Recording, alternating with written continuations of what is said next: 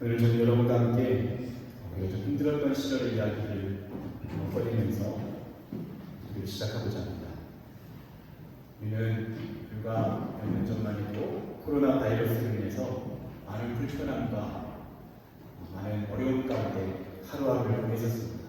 특별히 유럽에 살고 있는 동양인들에게는 조금 더 어려운 시간이었다는 생각을 하게 됩니다. 이 코로나 바이러스의 발원지가 중국에서 비롯되었다라는 그런 이야기로 인해서 자연스럽게 동양인에 대한 혐오와 인종차별로 이어졌던 것이 사실입니다. 저도 어느 날을 기억합니다. 한 번은 컴피모 기간이 있습니다. 하루는 집에 있다가 딱 하루에 1시간 나갈 수 있지 않습니까?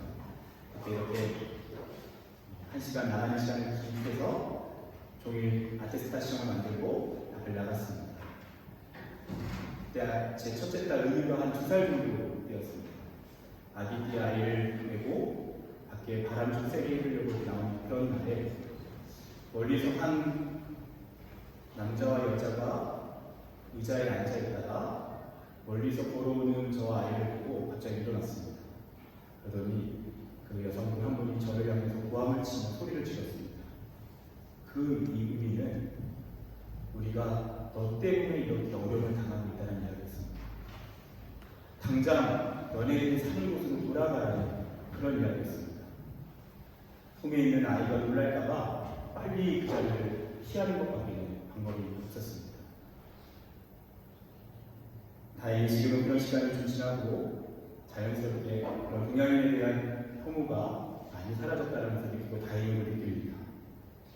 여러분, 이렇게 코로나 시대에는 동양인들이 주 타깃이되어서 많은 사람들에게 비난을 당하기도 하고 억울하게 이런저런 모욕을 당하기도 했습니다. 참 이게 말이 안 되지 않습니까? 같은 피부 색깔을 가졌다는 이유로 그 모든 책임을 떠안고 그야말로 희생양이 되었다는 것이 참 억울했던 시절이었습니다. 여러분, 제가 방금 희생양이라고 하는 단어를 썼습니다. 이 희생양이라고 하는 단어는 참 중요합니다. 왜냐? 우리가 살고 있는 이 시대를 읽을 수 있는 너무나도 중요한 하나의 메커니즘이기 때문입니다. 그래서 실제로 희생양 메커니즘이라고 하는 단어가 있습니다. 이 단어는 무엇이냐면요, 어떤 사회에서 모방 욕망이라는 것이 존재하는데 그 욕망이 채워지지 않는, 인간이 가진 어떤 욕망에 불만이 쌓이게 되면 그 욕망이 해소되지 않으면 자연스럽게 그 국가나 사회의 개인마다 폭력성이 나오기 시작합니다. 폭력성이 쌓이다 보면 그 폭력성이 폭발하게 되고 결국에는 사회가 어마어마한 아수라장이 됩니다. 그래서 시대마다 그런 상황이 될 때 사회는 때로는 의도적으로 때로는 자연스럽게 희생양을 정합니다. 한 공동체에서 힘이 없고 또는 자기 소리를 내지 못하는 연약한 우리를 희생양으로 정하고요, 그 희생양에게 모든 폭력을 투하합니다. 자신 안에 있는 그 욕구의 불만과 분노를 거기에 다 배설하는 것입니다. 그러면 그 폭력성을 해소하고 나니까 사회적으로 안정됨이 찾아오게 되는 것이죠. 이러한 방식을 희생양 메커니즘이라고 합니다. 이러한 희생양 메커니즘은요, 우리가 살고 있는 이 시대를 참 다양한 상황 가운데서 희생양 메커니즘을 통해서 읽을 수 있습니다. 예를 들어서 우리가 너무나도 잘 알고 있는 제2차 세계대전에 히틀러가 유대인들을 학살하고 혐오했던 방식, 제1차 세계대전 이후에 독일의 경제적인 그런 어려움들을, 그 국민들의 불만을, 그 폭력성을 희생양이 유대인들에게 다 투하하게 해서 그들을 희생양 삼고 나름대로의 해소를 이루었던 것이죠. 그래서 실제로 많은 독재자들이 학살이라고 하는 아주 무자비한 폭력성을 나타낼 때 그것은 희생양 메커니즘으로 정확히 볼 수 있습니다. 그 그것만이 아니죠. 전 세계적으로 나타나는 제사제, 특별히 대부분의 문화권에서 등장하는 하나의 제사는 뭐냐면요, 인신제사라고 하는 것입니다. 사람을 바치는 겁니다. 어떤 국가적인 재앙이나 어떤 공동체의 재앙을 한 사람을 희생양 삼아서, 우리가 잘 알고 있는 우리나라의 신청전 소설처럼 바다의 노여움을 가라앉히기 위해서 여성을 인신제사로 바친다든지, 실제로 고대운동의 역사를 보면 대부분의 종교에는 그 어린 아이를 신에게 제물로 바치는 인신제사가 있죠. 그 모든 것 역시도 희생양 메커니즘으로 볼 수 있다는 것입니다. 더 실제적으로는요, 우리가 학교에서 경험하는 왕딸 현상, 이진의 현상, 이건 역시도요, 그 아이들 안에 있는 폭력성, 그 욕구의 불만, 그 욕망에 대한 불만을 소수의 희생양에게 다 퍼부어버리는 아주 잔혹한 행위라고 할 수 있습니다. 실제로요, 가정 안에서도 희생양이 있다는 걸 들어보셨습니까? 가정 안에서도요, 힘이 없거나 자기 목소리를 내지 않는 어떠한 한 명의 가족 구성원에게 희생양의 희생을 강요하는, 그래서 실제로 가정 안에도 희생양이 있다는 그런 연구 결과들이 계속해서 등장합니다. 이러한 희생양 메커니즘의 권위자는 우리가 살고 있는 프랑스의 르네 지라르라고 하는 철학자입니다. 이 철학자는요, 인문학지 시영스 주메르네라고 하는 프랑스 인문학지에 2010년 6월호에 이런 질문이 던져졌습니다. 어떤 책과 작가가 독자들이 세상을 보는 시선과 세계관을 가장 많이 변화시켰습니까? 그러니까 세상을 바라보는 관점, 자신의 생각을 가장 많이 변화시킨 그런 사상가는 누구인가? 라고 하는 질문에 3명의 학자가 물게 되는데, 그 중에 한 명이 르네 지라르로 선정되었습니다. 그는 프랑스 지식인의 최고 명의인 아카데미 프랑세지의 연구 종신 회원으로 만장일치 선임되었던 그런 인물입니다. 이 르네 지라르는 바로 이 희생양 메커니즘을 연구합니다. 이 희생양 메커니즘을 통해서 온 세계를 바라보는 그런 시각을 제공합니다. 그로 인해서 국가나 공동체 안에서 나타나는 폭력성을 미리 경고하고, 오늘날에도 그런 희생양 메커니즘이 반복되고 있다는 사실을 적나라하게 고발하는 것입니다. 그것을 통해서 세상을 더 건강한 곳으로 바꾸게 되었다는 것이죠. 그가 문화인류학자로서, 철학자로서 이 희생양 메커니즘을 연구하다가 거의 확실하게 된 한 가지는, 모든 문화권에서 동일하게 이 희생양 메커니즘이 발견된다는 것입니다. 심지어 어떠한 나라와 국가나 그런 단위뿐만 아니라 종교 안에서도 동일하게 이 희생양 메커니즘이 항상 등장한다는 겁니다. 저는 오늘 여러분과 함께 오늘 말씀의 본문을 읽었습니다.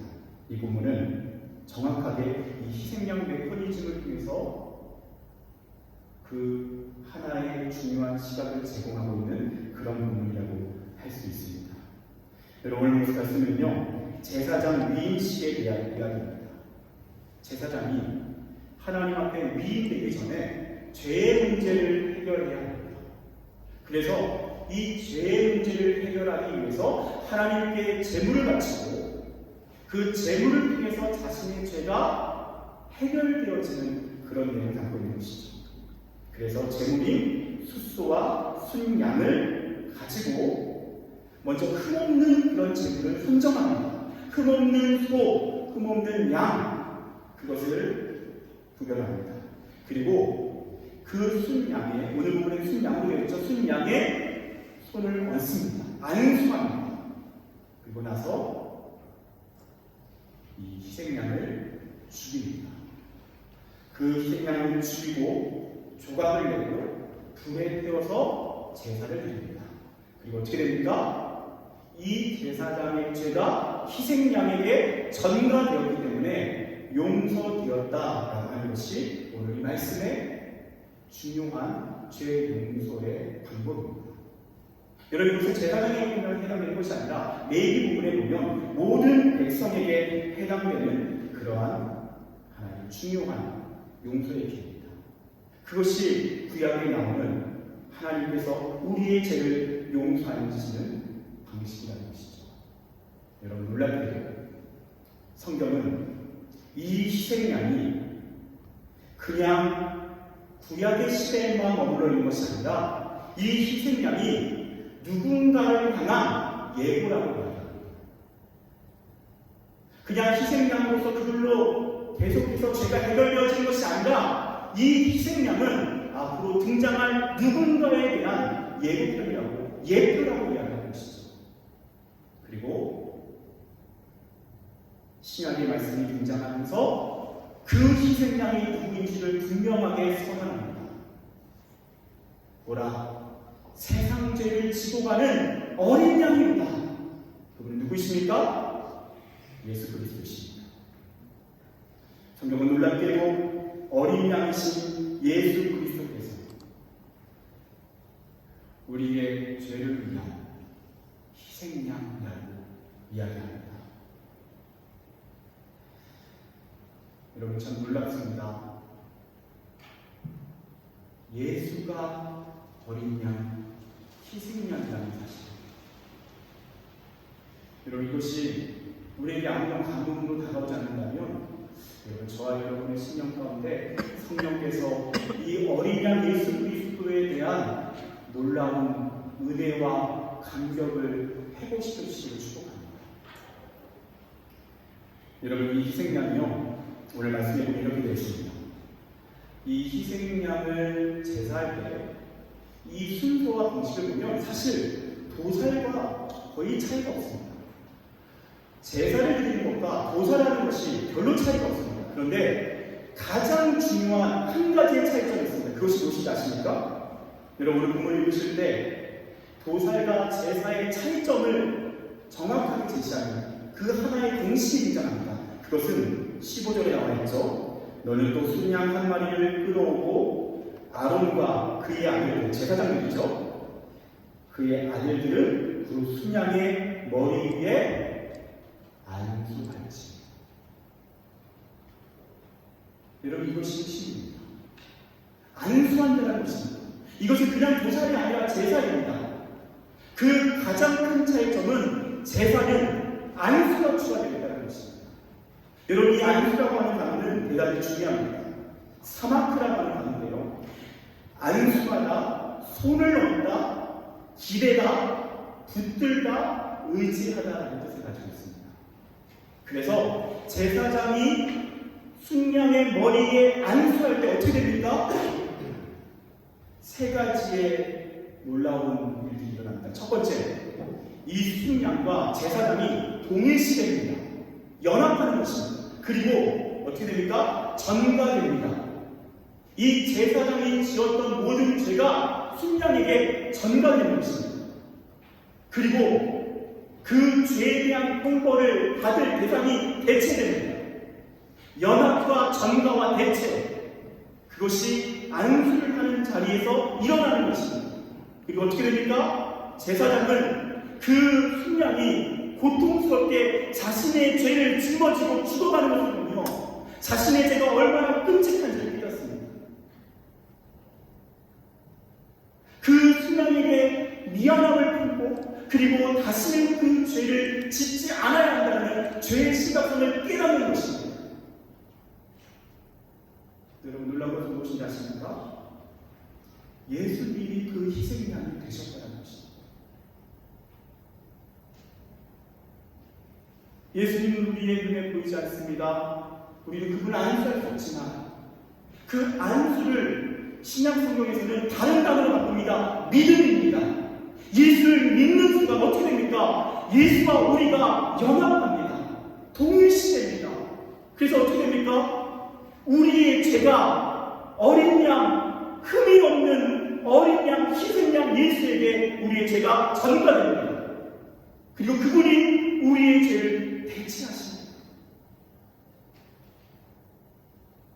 그 완벽한 희생양의 제사가 예수 그리스도의 십자가 위에서 이루어졌다는 것입니다.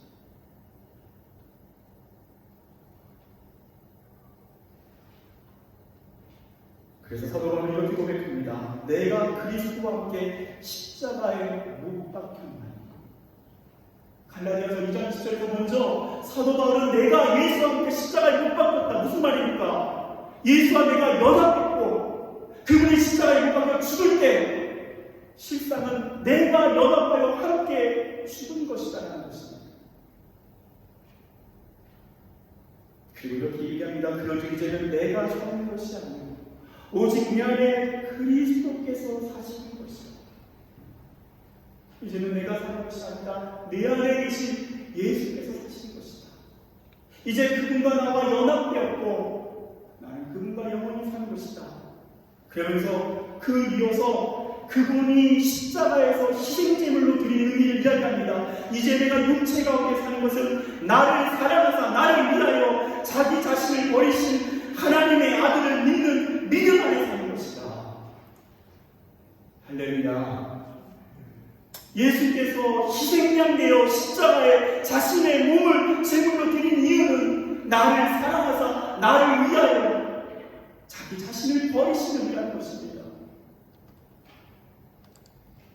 그것이 십자가입니다. 그것이 스스로 희생양 되신 예수 그리스도의 사랑입니다. 저는 여러분에게 르네지라라고 하는 철학자에 대해서 이야기를 전했습니다.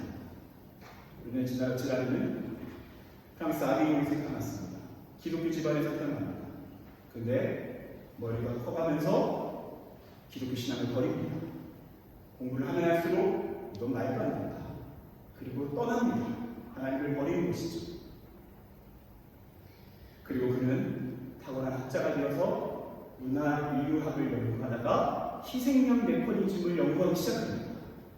연구하고 전 세계의 다양한 희생양의 사례를 가지고 깊이 연구를 합니다. 근데 놀랍게도 희생양에는 동일한 방식의 공통점이 있다는 것입니다. 먼저 이 희생양이 되는 사람들은 어떠한 공동체의 소수입니다. 힘이 없는 자입니다. 약자입니다. 그리고 그 문화권에서 그 희생양 메커니즘이 모두 발견되지만 그것을 다 감춥니다. 그것을 심지어 신화하기도 합니다. 어떤 나라의 신화를 보면 사실은 그 신화가 희생양을 미화시킨 것으로 등장할 때가 참 많다는 것을 발견합니다. 예를 들어서 왜 이렇게 문화마다 여신들이 많죠? 그 이유는 여자들이 한 국가의 공동체에서 약자가 되어서 희생당했던 그런 역사들이 너무 많기 때문에 그것을 감추는 것입니다. 그리스 신화에 보면요, 장애인을 가진 신이 등장합니다. 다 사회적 약자인 것입니다. 그래서 기본적으로 희생양 메커니즘은요, 약자가 희생양이 되고요. 너무 당연하지만 또 한 가지는 그 문화에서 그것을 감춥니다. 그래야 우리 공동체를 보호할 수 있고 우리 공동체의 부끄러운 과오를 씻어낼 수 있다고 믿기 때문이죠. 그런데 그는 희생양 메커니즘을 당연하게 자연스럽게 연구하다가 성경을 연구합니다. 그곳에도 희생양 메커니즘이 있음을 발견합니다. 그런데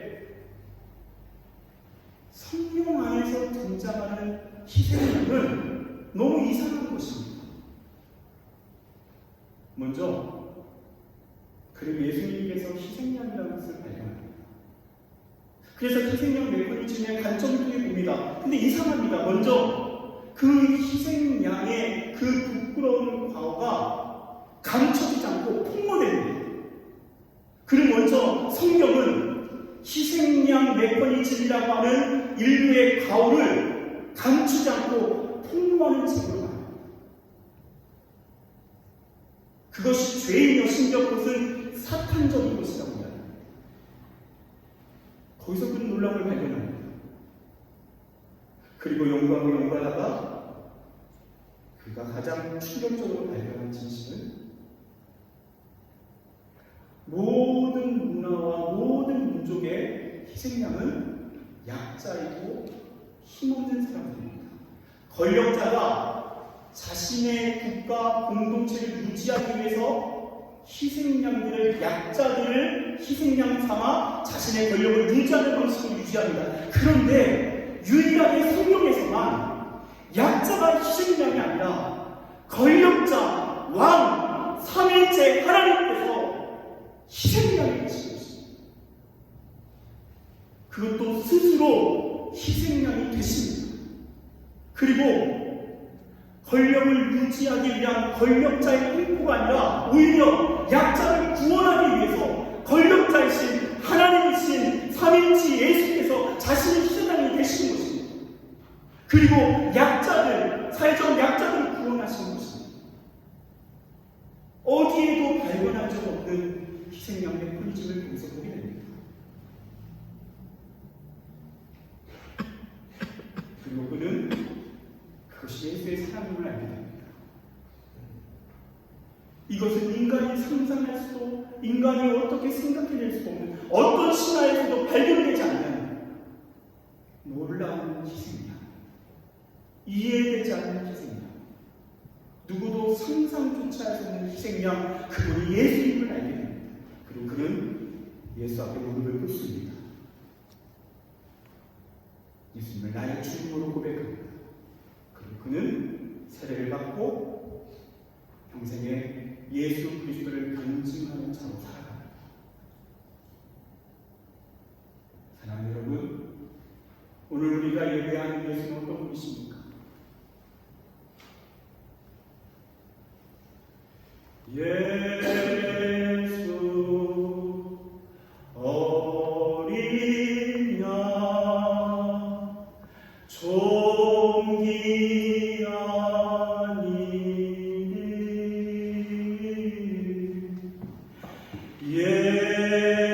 예수 어린 양 종기 아니니.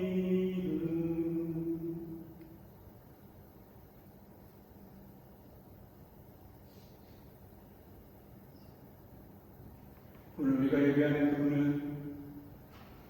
어린 양이십니다. 희생양이십니다. 그분은 왕으로 권력자로 자신의 힘을 유지하기 위해 우리를 폭력으로 당하지 않으십니다.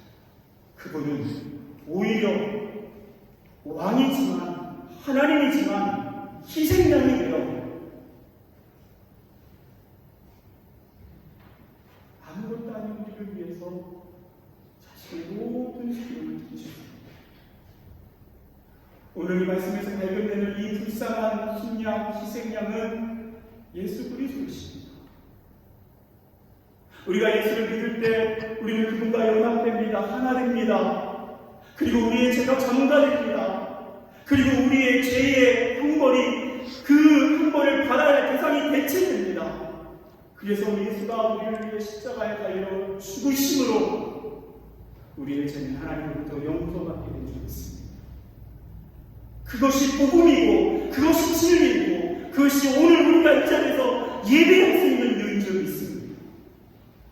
그분이 우리 주 예수 그리스도, 우리가 영원히 예배해도 늘 아쉬운 이름, 어린 양, 희생양, 우리 주 예수 그리스도, 그분이 오늘 이 자리에 우리와 함께 하십니다. 그리고 그분이 우리에게 말씀하십니다. 내가 너를 사랑한다고 말씀하십니다. 얼마나 사랑하냐면 내 모든 것을 준다. 내가 너를 위해 희생양을 되려고 아까울 것이 전혀 없다라고 말씀하십니다. 오늘 우리에게 십자가를 소개하십니다. 너희가 십자가를 볼 때에 무엇이 보이냐고 물으십니다. 십자가를 볼 때에 세상의 희생양 메커니즘을 접목시키면서 우리를 사랑하신다라고 말씀하십니다.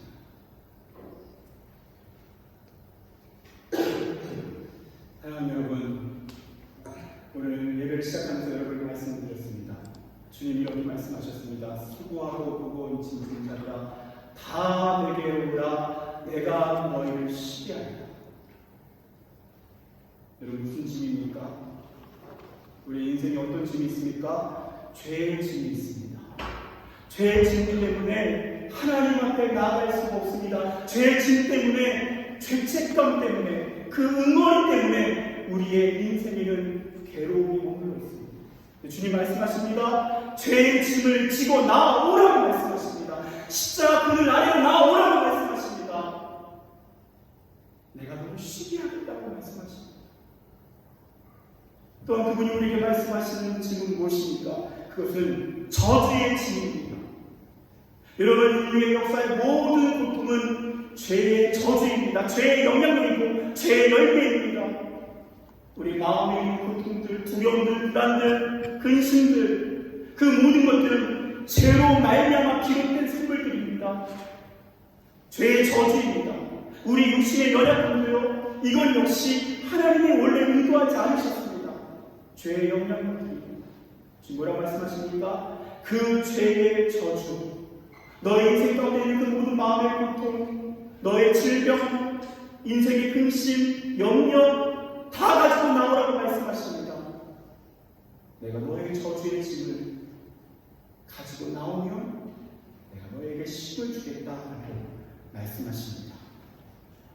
이사야 53장 5절, 그가 찔림은 우리의 허물 때문이요 그가 상함은 우리의 죄악 때문이다. 그가 징계를 받음으로 우리는 평화를 누리고 그가 채찍에 맞음으로 우리는 나음을 받았도다. 무슨 말씀입니까? 그가 징계를 받고 십자가에서 징계받음으로 우리는 어떻게 됩니까? 평화를 누립니다. 우리의 죄의 저주가 예수께로 전가되고 그분은 고통받고 그분이 고통받으심으로 우리에게는 평화가 주어졌습니다. 그가 채찍에 맞음으로 우리는 나음을 받았도다.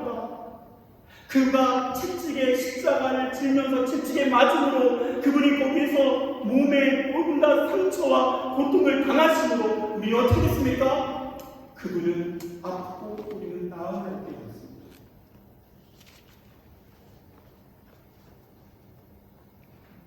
그래서 우리는 이 땅에 육신의 질병을 안고 살아갑니다. 물론 주님께서 이 땅에서 기적적으로 치유하시고 그러한 역사들이 있습니다. 그래서 나오라고 말씀하십니다.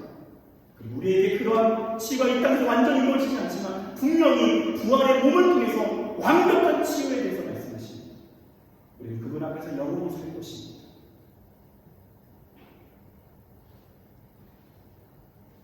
사랑하는 여러분,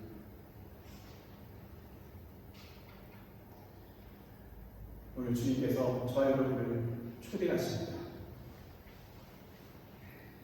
수고하고 무거운 짐진 자들아, 다 내게 오라.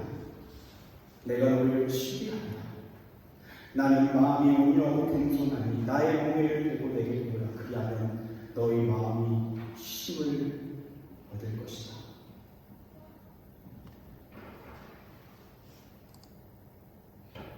여러분, 모든 짐을 지고 주님 앞에 나아가십시오.